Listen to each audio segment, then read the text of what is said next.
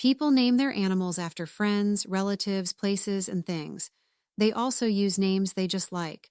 I have 5 cats. Lennon and McCartney are named for members of my all-time favorite band, the Beatles. Willie is named for an old classmate of mine, Willisena. Charlie looks like a cat I had when I was growing up, so he is a namesake. My last kitty bears the name of a local farm supply store. You'll soon understand why. My sister owned a house here in my hometown. She lived in Chicago and was here cleaning up her property to get it ready to sell. Our local farm store, Rural King, carries the products she needed for cleanup and repair, so she went there to buy supplies. When she got there, a cold mist was falling, and she noticed a little yellow cat standing outside the door. She went inside and did her shopping.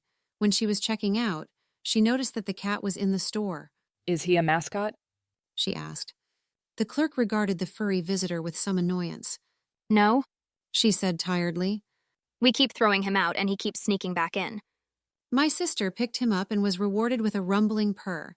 His fur was dirty and he was a bit thin. She couldn't just leave him there, so she brought him home to me. I am on the board of our local no-kill shelter. My sister thought I might be able to help the cat by securing him a place at Happy Tails. I would have done that, but I knew he was hungry and was going to feed him first. I opened a can of cat food, and before I could scoop it out of the can, RK jumped on the counter and started eating. I started petting him as he ate. I fell in love and decided to keep him. My sister asked me what I would call him. I'll name him for where you found him, Rural King. RK for short, I responded. I am totally blind. One of the first things I noticed about my new pet was his large ears and his blunt-tipped tail. My sister described his face to me, including the fact that his front teeth were oddly shaped. He looks like he wants to start a fight with someone. For the next 6 months, RK stayed with me and my other 2 cats. I tried to convince him not to go outside, but he seemed determined to experience the wider world. While he craved adventure, I was worried about careless drivers and mean dogs. One day, a workman let him out and he disappeared. I cried for him every night for a whole week. My heart was broken. I put up posters, ran ads, and begged the rest of Happy Tails' board to look out for him.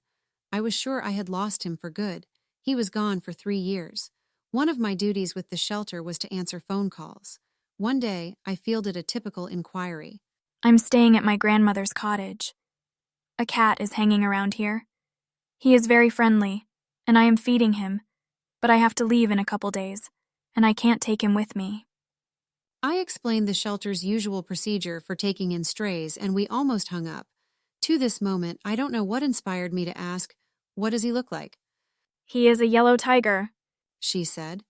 Does he have any distinguishing features? I never asked for a description of a stray animal before. We are a no-kill shelter and would take in any strays. But something prompted me to ask this time. Yes, he has something wrong with his teeth. He looks like he wants to start a fight with someone. Is his tail kind of blunt-tipped? I didn't notice it before, but it is. I had a friend of mine drive me to the ladies' cottage right away. I stroked her stray visitor who had been out for a while and was mainly skin and bones. He also had the outsized ears and blunt-tipped tail that I remembered from before. So I got my cat back, not because he fit a visual description, but because he was so unusual to the touch. The lady he was staying with said she kept trying to keep him out of the house, but he kept sneaking in. That too assured me, if I had any doubts, that my 3-year heartbreak was over. Happy Valentine's Day to you and your furry friends from me and mine.